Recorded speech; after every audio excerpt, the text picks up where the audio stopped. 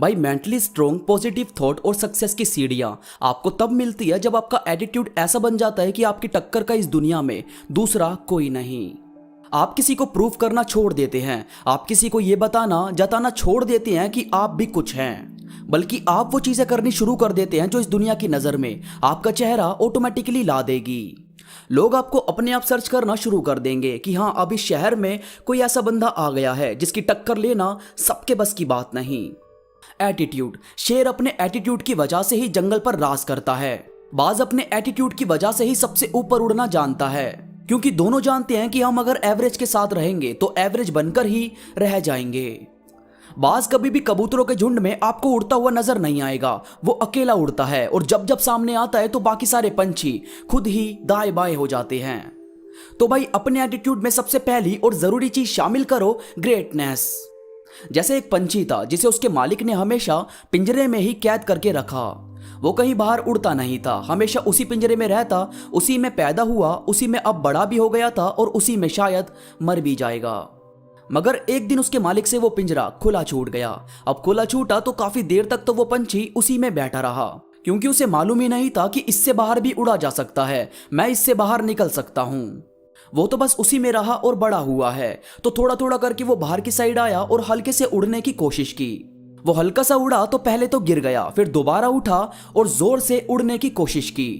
इसके बाद तेज हवा आई और उसे अपने साथ उड़ाकर ले गई। पहले तो उसे समझ ही नहीं आया कि ये कौन सी दुनिया है, ये मैं कहां निकल गया हूं, मेरा मालिक जो मुझसे इतना प्यार करता है वो मेरे बारे में क्या सोचेगा। जबकि उसे थोड़ी ना पता था कि उसका मालिक ही उसका दुश्मन है, जिसने सारी जिंदगी उसे पिंजरे में कैद रखा। वो उड़ता रहा तो भूल गया कि जाना किधर है। बहुत इधर उधर घूमा, कहीं से उसे अपना पिंजरा नहीं दिखा। फिर वो थक हार कर एक पेड़ की डाली पर बैठकर रोने लगा। अब जिस पेड़ पर वो रो रहा था उस पर बहुत सारे कबूतर अपना अपना घोंसला बनाकर रहते थे। शाम के टाइम वो अपने घोंसलों पर आए तो उन्होंने देखा कि कोई नया पंछी उनके पेड़ की डाली पर बैठकर रो रहा है। उन्होंने सबने झुंड बना लिया और उससे पूछना शुरू किया कि कौन हो, कहां से आए हो और रो क्यों रहे हो। तो उसने पूरी बात उन बाकी कबूतरों के झुंड को बता दी। अब जब ये सबने सुनी तो सारे कबूतर जोर जोर से हंसने लगे। अब बेचारा ये कंफ्यूज हो गया कि ये तो मेरा मजाक बना रहे हैं। फिर उन कबूतरों में से एक कबूतर ने कहा कि पागल, तुझे रोने की जरूरत नहीं है, तू उस चीज से आजाद हो गया है। वो एक बंद पिंजरा जो तेरी काबिलियत तुझे बता ही नहीं सकता था, तो तेरी काबिलियत ने तुझे खुद ही ढूंढकर उस पिंजरे से बाहर निकाल दिया। तू किसी पिंजरे में रहना डिजर्व नहीं करता। ये पूरी दुनिया, ये नीला आकाश तेरी उड़ान के लिए बना है। तू उड़ाकर हमारे साथ दाना चुगने जाया कर और शाम को यहीं किसी डाली पर पिंजरा बनाकर हमारे साथ रही हो। हम सब हमेशा खुश रहते हैं। बस उस दिन के बाद वो नया पंछी सबसे दूर दूर तक उड़ सकता था, घूम सकता था इस पूरी दुनिया में। तो यार बात होती है कि आप जिस दायरे में रह रहे हो, देखो कि क्या इससे बाहर भी दुनिया है, क्या इससे बड़ी भी चीज अचीव की जा सकती है। और की जा सकती है तो भाई छोटा सोचने की नीड नहीं है, हमेशा ग्रेटनेस हासिल करो। इसके बाद है अम्यूजिंग, मनोरंजक, जो सबको हंसाए। उनकी बातों को सुने, कुछ ऐसा आपको बनना चाहिए। आपको पता है ये जो बड़े बड़े एक्टर्स होते हैं, कलाकार होते हैं, ये हमें उम्र भर एंटरटेन करते हैं। अपने अभिनय से हमें हंसाते हैं, रुलाते हैं, हमारे अंदर जोश भर देते हैं और इसी वजह से हम इनसे बहुत ही ज्यादा अटैच भी हो जाते हैं। और कभी जब ये इस दुनिया को छोड़कर चले जाते हैं तो हमें काफी ज्यादा पेन होता है कि हमारा पसंदीदा कलाकार इस दुनिया से चला गया।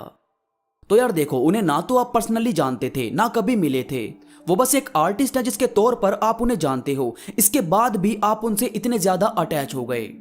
यानी कि आपका किरदार, आपकी छवि ऐसी होनी चाहिए कि अगर पर्दा गिर भी जाए तो लोग ताली बजाते ना रुकें। इसीलिए थोड़ा एंटरटेनर होना जरूरी है, इससे लोग आपको जिंदगी भर नहीं भूलते। इसके बाद है सपोर्टिव। आपके लिंक में कोई इंसान है या आप खुद भी हो। कभी ऐसा हुआ है कि आपको किसी ने अपने सपनों पर काम करने के लिए अप्रोच ना किया हो और वहीं एक इंसान हो जिसे आप पर बिलीव हो, तो वो इंसान हमें जिंदगी भर याद रहता है।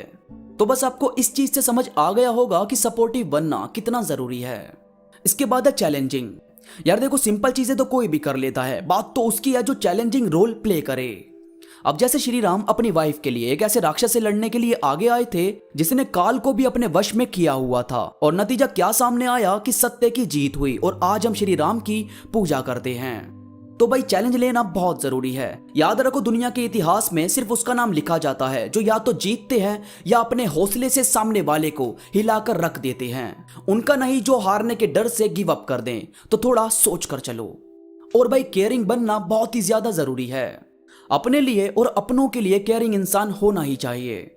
अब जैसे आपकी किसी से फीलिंग हर्ट हो रही है, कोई आपकी खुशियों को नहीं समझ रहा, कहीं आपको परेशानी आ रही है, तो जाहिर है आप ऐसी हर चीज को खुद से दूर कर दोगे जो आपकी खुशियों को मार रही है। यह होती है खुद की केयर। और आपके अपने किसी परेशानी में है, वो आपसे कुछ मदद चाहते हैं या वो हेल्प नहीं मांगते तो भी आप उनकी मदद करने के लिए आगे आते हो, यह होती है अपनों की केयर। यही चीज देखी जाती है कि किसके बुरे वक्त में कौन साथ खड़ा है। इसीलिए किसी के वक्त का मजाक मत बनाओ, हो सके तो उसकी मदद करो ताकि सबकी जिंदगी ब्यूटीफुल तरीके से चल सके। दोस्तों उम्मीद करता हूं मेरी बातों ने आपके अंदर एक जज्बा भरा होगा, आपको ये वीडियो पसंद आई होगी। वीडियो में आपको कोई भी बात अच्छी लगी हो तो लाइक जरूर करो और कमेंट करके मुझे जरूर बताओ। इसके साथ ही मुझसे इंस्टाग्राम पर अभी जुड़ो, इंस्टा पर मैं काफी चीजें अपडेट करता रहता हूं जो मुझे यकीन है कि आपको जरूर पसंद आएगी। इंस्टाग्राम का लिंक नीचे डिस्क्रिप्शन में मौजूद है। तो अभी के लिए बस इतना ही, मैं मिलूंगा आपसे नई वीडियो के साथ, तब तक के लिए धन्यवाद।